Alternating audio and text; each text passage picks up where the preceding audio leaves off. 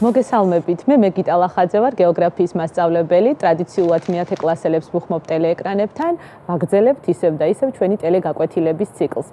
ჩვენ წინა შეხვედრაზე ვისაუბრეთ ქვეყნების ტერიტორიულ ადმინისტრაციულ მოწყობაზე. განვიხილეთ, რას ნიშნავს ფედერაციული მოწყობა, რას ნიშნავს უნიტარული მოწყობა, რა მახასიათებლები აქვს თითოეულ მათგანს, შევეცადეთ ერთგვარად დადებითი და უარყოფითი მხარეებიც კი გამოგვევლინა და პატარა დასკვნას ჩვენ შეგვიძლია გავაკეთოთ წინა გაკვეთილიდან გამომდინარე, რომ დღეს თანამედროვე ქვეყნები, რომელიც უნიტარული მოწყობის ქვეყნებს წარმოადგენს, მაქსიმალურად ცდილობენ, რომ გადავიდნენ ფედერაციულ მოწყობაზე, რადგან აქ დემოკრატიის ხარისხი, რა თქმა უნდა, უფრო მეტად მაღალია და რაც ყველაზე მნიშვნელოვანია, ეს საკითხი ჩვენი ქვეყნისათვის ერთ-ერთ ხაზგასმულ და საინტერესო ფაქტს წარმოადგენს, რადგან ჩვენი ქვეყნისათვის არანაკლებ მნიშვნელოვანია თუ როგორი ტერიტორიული ადმინისტრაციული მოწყობა გვაქვს ახლაც და რა იქნება მომავალში და როგორ იქნება ეს. თუმცა ერთი რამ არ უნდა გამოგრჩეს, რომ ნებისმიერი ქვეყნისათვის ძალიან დიდი მნიშვნელობა აქვს ტერიტორიულ მთლიანობას და სწორედ ტერიტორიული მთლიანობა გახლავთ ის უმთავრესი ფაქტორი, რომელიც გავლენას ახდენს როგორც ქვეყნის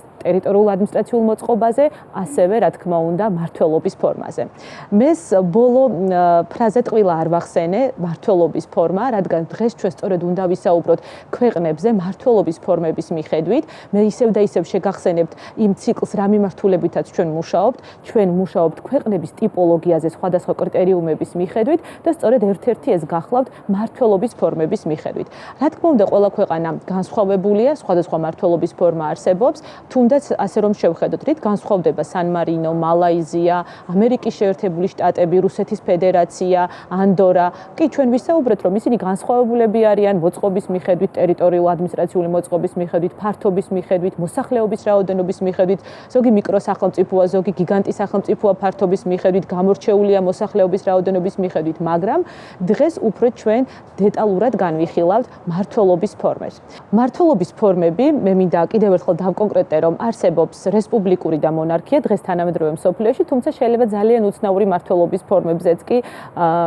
ფორმებსაც კი შევეხოთ. ამას რამდენიმე წამით მოგვიანებით გეტყვით, მაგრამ ძირითადად რა თქმა უნდა, რესპუბლიკური და თავისთავად მონარქია. მოდი განვიხილოთ ჩვენ ახლა ამ დამხმარე მაორგანიზებლის სქემატური მინიშნებების დახმარებით თუ როგორია რესპუბლიკური მმართველობის ფორმები, გახლავთ საპრეზიდენტო, შერეული და საპარლამენტო.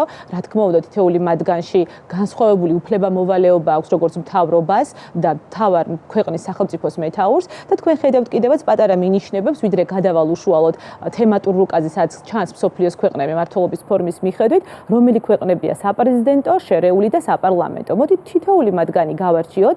საპრეზიდენტო მმართველობის რესპუბლიკაში, ასეთ შემთხვევაში, ძალიან დიდი ყურადღება და მთლიანი ხელისუფლება და სახელმწიფოს მეთაურად გვევლინება, რა თქმა უნდა, პრეზიდენტი.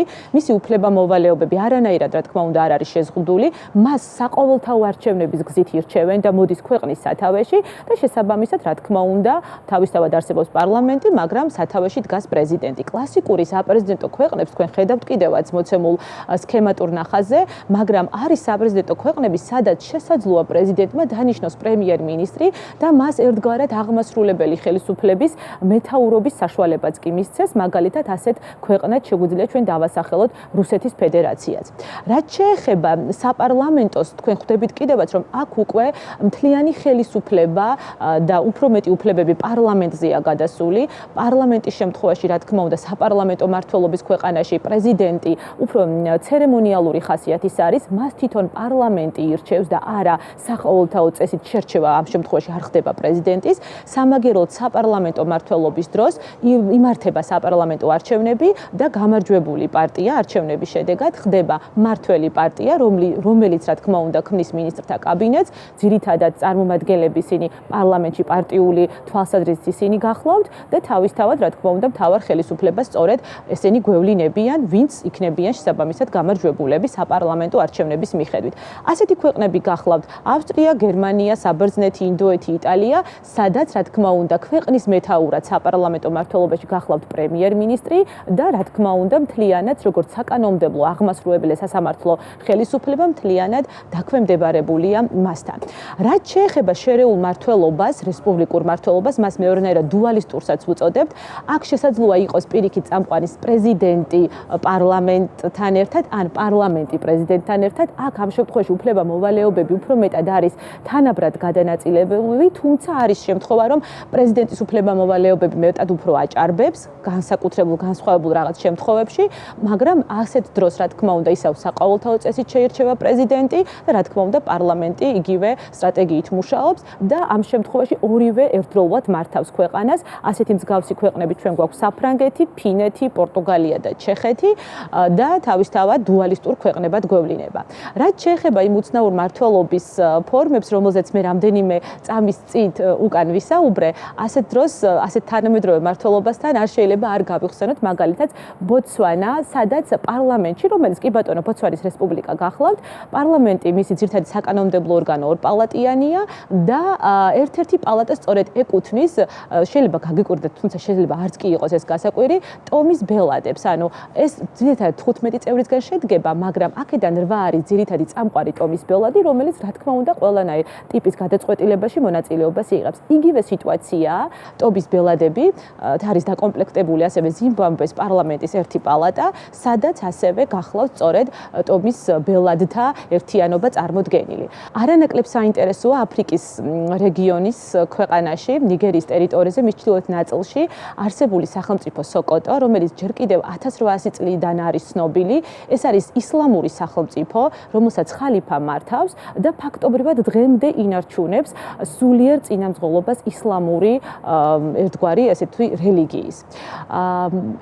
ეს პატარა უცნაურობები მმართველობის თვალსაზრისით, რომელიც შესაძლოა თანამედროვე პოლიტიკურ რუკაზე არსებობდეს და ახლა რაც შეეხება არანაკლებ მნიშვნელოვან მმართველობის ფორმას, როგორიც რა თქმა უნდა გახლავთ მონარქია და ამისათვის ჩვენ ისევ გამოვიყენოთ ჩვენთვის დამხმარე რესურსი, სადაც ჩანს ძირითადად მონარქიის მიმართულებები, როგორი მონარქიები არსებობს, მაგრამ ვიდრე უშუალოდ გადავიდოთ ეს სქემაზე, კარგი იქნება შევხედოთ ჩვენ აი ამ საინტერესო თემატურ რუკას, სადაც ჩანს ქვეყნები მმართველობის ფორმების მიხედვით, ხედავთ კიდევაც შესაბამისი ლეგენდას ფერებით წარმოდგენილს, უმეტესად საპრეზიდენტო ქვეყნები ლურჯი ფერით არის მოცემული და ვხედავთ ამერიკის შეერთებულ შტატებს, თითქმის ლათინური ამერიკის ქვეყნები უმეტესობა საპრეზიდენტო გახლავთ, ასევე ვხედავთ საპარლამენტო ქვეყნებს და ასეთი ტიპის ქვეყნები ევროპის რეგიონში საკმაოდ ბევრია, აფრიკის რეგიონში უმეტესად გვაქვს როგორც საპარლამენტო, შეიძლება იყოს ნახევრად საპარლამენტო, შესაძლოა იყოს რა თქმა უნდა საპრეზიდენტოც, თუმცა თქვენ აქ ხედავთ ასევე ერთპარტიული ტიპის ქვეყნებს, როგორიც გახლავთ ჩინეთი, ამაზე უფრო მოგვიანებით ვისაუბრებ, ეს უკვე კომუნისტური რეჟიმის ქვეყნებია და ამ რესპუბლიკურ მმართველობის ფორმებთან გამომდინარე უფრო ცალკე შეგვიძლია რომ გავარჩიოთ და საერთო ჯამში თქვენ შეგიძლიათ წარმოიდგინოთ თუ რამდენად სხვადასხვა გვარად არის მმართველობის ფორმები გადანაწილებული მსოფლიოზე. მოდით ახლა დაუბრუნდეთ უშუალოდ მონარქიას. რა ხდება მონარქიის მიმართულებით? თქვენ ახლა სქემაზე ხედავთ, რომ მონარქიის სახეები არსებობს: კონსტიტუციური მონარქია, აბსოლუტური მონარქია, თეოკრატია და არჩევითი მონარქია. მოდით ჯერ პირველ კონსტიტუციურ და აბსოლუტურს უფრო დეტალებში შევეხოთ და ეს მოგცემს საფუძველს, რომ გადავიდეთ შემდეგ სახეებზეც. კონსტიტუციური მონარქიის დროს, რა თქმა უნდა, თქვენ ხვდებით, რომ ასეთ დროს სახელმწიფოს მეთაური, კი ბატონო, გახლავთ მონარქი, რომელიც მემკვიდრეობით იღებს თავის ტახტს, მაგრამ მისი მდგომარეობა არის ცერემონიალური, მისი უფლებები თავისთავად შეზღუდულია. ასეთ დროს მეფე მეფობს, მაგრამ არ მართავს, იცით თქვენ ცნობილი გამოთქმა. კონსტიტუციური მონარქიის ქვეყნები თქვენ იცით, რომ ევროპაშიც გვაქვს, ესეთია გაერთიანებული სამეფო, ესპანეთი, დანია, თავისთავად შვედეთი, თუმცა თუ ჩვენ შევადარებთ ევროპის კონსტიტუციურ მონარქიას ისეთ მონარქიებს, რომელსაც ასევე კონსტიტუციურს ვუწოდებთ, როგორიც არის იორდანია, ქუვეითი და იგივე მაროკო, განსხვავებას მაინც მივიღებთ. ნახეთ, რაშია ეს განსხვავება. ევროპის შემთხვევაში იქ ნამდვილად მეფე ცერემონიალური ხასიათის არის, შეიძლება იყოს მეფე ან დედოფალი, მეფე მეფობს, მაგრამ არ მართავს, ისიც თქვენს ცნობილი გამოთქმა, კიდევ ერთხელ გავუმეორდები და ასეთ შემთხვევაში თუ ისევ და ისევ მოვიხმობთ იორდანიას, ქუვეითს და მაროკოს, ასევე კონსტიტუციური მონარქიის ქვეყნებია, აქ მეფეს ბევრად უფრო მეტი უფლებები გააჩნია იმ თვალსაზრისით, რომ ის მთავარი პოლიტიკურ ფიგურას წარმოადგენს და რაღაც გარკვეულ გადაწყვეტილებებში იღებს კიდევაც ძალიან დიდ მნიშვნელოვნად მონაწილეობას. რასაც ვერ ვიტყვი, მაგალითად, ისეთ კონსტიტუციურ მონარქიებზე, როგორც არის გაერთიანებული სამეფო, იგივე დანია, იგივე შვედეთი, რომელიც ჩვენ წეღან ჩამოვთვალეთ, იქ ნამდვილად მთავარი ძალაუფლება არის პარლამენტის ხელში, ხალხის მიერ არჩეულ მთავრობის ხელში. რაც შეეხება შემდეგ სახეს, თქვენ როგორც ხედავთ, აქ წარმოდგენილია ასევე სქემაზე აბსოლუტური მონარქია, აბსოლუტური მონარქიის შემთხვევაში თავისთავად, რა თქმა უნდა, ძირითადი წამყვანი ქვეყნის მთავარი პირი გახლავთ აქაც მეფე, მაგრამ მთლიანად მისი უფლებები არის განუსაზღვრელი, რა თქმა უნდა, არ არის შეზღუდული. თავისთავად შესაძლოა, რომ მემკვიდრეობითაც მიიღოს მან ტახტი, რომელზეც ის ადის და აბსოლუტური მონარქიები მსოფლიოში ბევრი არ არის, უმეტესად სპარსეთის ყურის ქვეყნებში გვხდება, მაგალითად იგივე საუდის არაბეთი, იგივე ომანი, ასევე არაბთა გაერთიანებული ემირატები, რომელიც ასევე მინდა გითხრათ, რომ ფედერაციული მოწყობისაა და 7 ძირითადი საემიროსგან შედგება, აბსოლუტურად მმართველი საემიროსგან, რომელსაც რა თქმა უნდა ემირები ყავს სათავეში და ასევე მნიშვნელოვანია აბსოლუტური მონარქიის დროს, რომ ისეთი დემოკრატიული ინსტიტუტები, მაგალითად როგორიც არის პარტია, როგორიც არის პარლამენტი, არ შეიძლება არსებობდეს, მაგრამ შეზღუდული ფორმით, ან შესაძლოა რომ საერთოდ აკრძალული იყოს. აბსოლუტური მონარქიების დროს არ შეიძლება არ განვიხილოთ ისეთი მიმართულება და სახე, როგორიც არის თეოკრატია. რას ნიშნავს თეოკრატია? რა არის ეს? ეს გახლავთ სამღვდელოება, ელიტა, სამღვდელოება, რელიგიური ელიტა, რომელიც ძირითადად გვევლინება მართველ ძალად და რა თქმა უნდა, ასეთ დროს ძირითადი ყურადღება გადატანილია რელიგიურ მმართველობაზე, ანუ რელიგია გახლავთ ქვეყნისთვის მმართველობის მთავარი, მათ შორის კანონმდებლობაც კი და სწორედ თეოკრატია შესაძლოა იყოს როგორც მონარქიაში, ასევე რესპუბლიკაში. ამის მაგალითები მოდით ჩვენ ახლა განვიხილოთ. თუ აბსოლუტურ მონარქიაზე თან აბსოლუტურ თეოკრატიულ მონარქიაზე ვსაუბრობთ, არ შეიძლება საუდის არაბეთზე არ ვისაუბროთ, სადაც რა თქმა უნდა მეფე მთავარი ლიდერია, ამავე დროს რელიგიური ლიდერიც გახლავთ.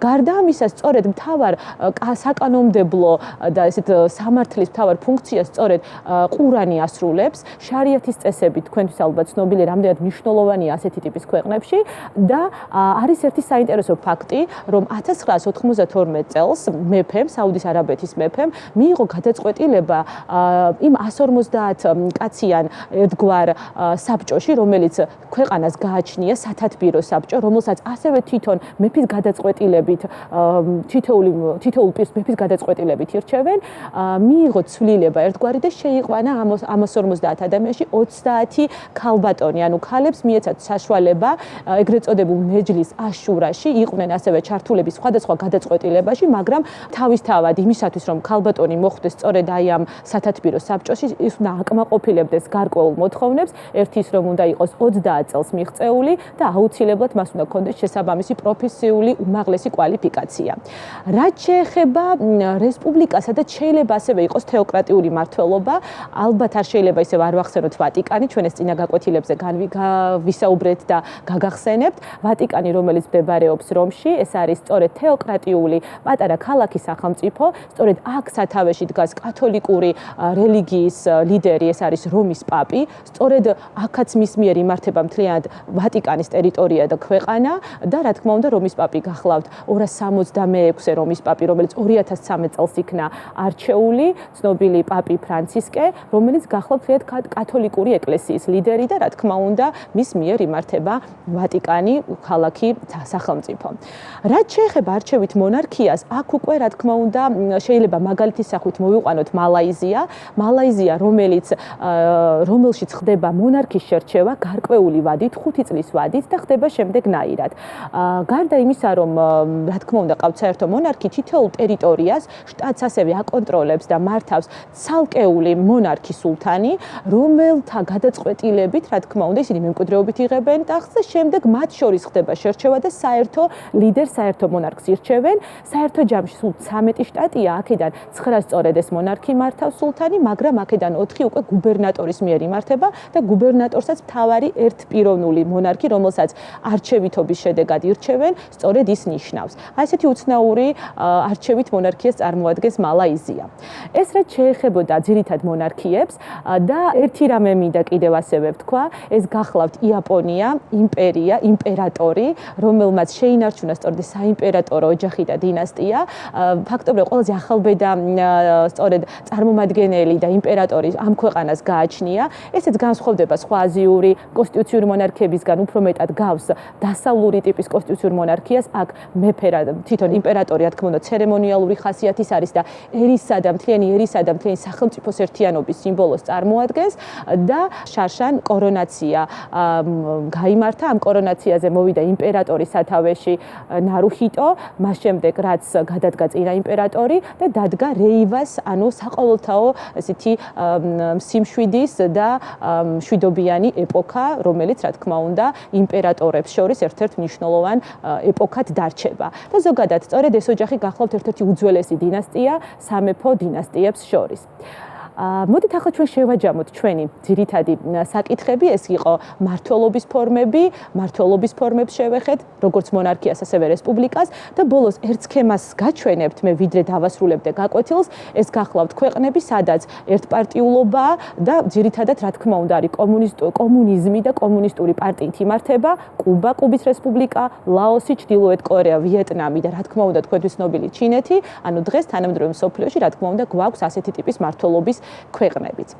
მე ახლა თქვენ დაგემშვიდობებით და ერთ რამეზე გთხოვთ რომ დაფიქრდეთ, ჩვენ ბევრი რამ ვისაუბრეთ მმართველობაზე და ტერიტორიულ ადმინისტრაციულ მოწყობაზე და გთხოვთ იფიქროთ და იმსჯელოთ საქართველოს შემთხვევაში ტერიტორიული ადმინისტრაციული მოწყობის რომელი ტიპი უფრო ხელსაყრელი იქნება და მოკლედ განიხილეთ დღევანდელი ჩვენი მმართველობის ფორმა. მომავალ შეხვედრამდე, ნახვამდის.